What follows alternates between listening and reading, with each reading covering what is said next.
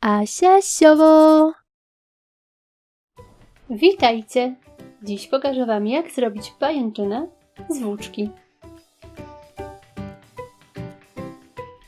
Szczegółową listę wszystkich potrzebnych przedmiotów znajdziecie w opisie tego filmu. Na ramce przez środek przewiązuję pierwszą nitkę.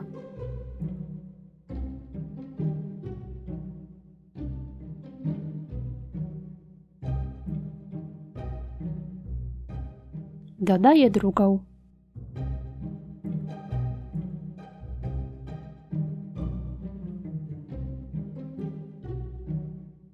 Teraz mocuję kolejne kawałki włóczki. Łącznie 8, co daje 16 promieni.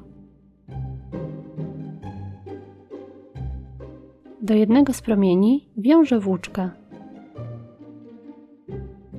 Teraz robię supeł na następnym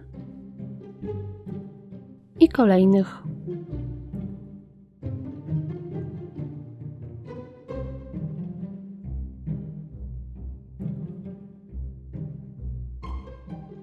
Następnie tak samo robię drugi rząd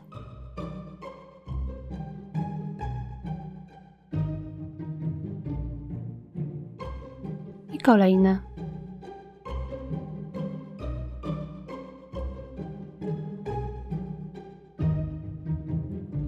Zdejmuję pajęczynę z ramki.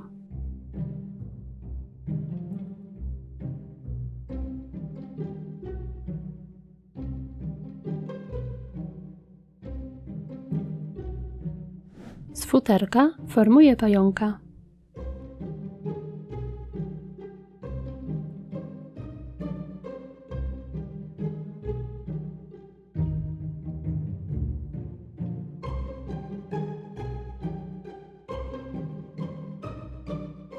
Mocuję druciki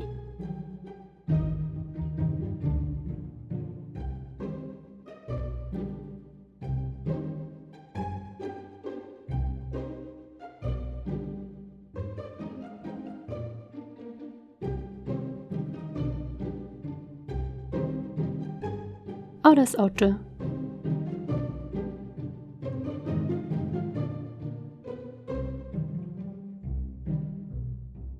Przyklejam pająka do pajęczyny. I gotowe! Taka pajęczyna będzie fajną i prostą dekoracją na Halloween. Na moim kanale znajdziecie też inne pomysły na dekoracje halloweenowe. Jeśli taka pajęczynka Wam się podoba, zostawcie łapkę w górę. Pozdrawiam! Pa, pa!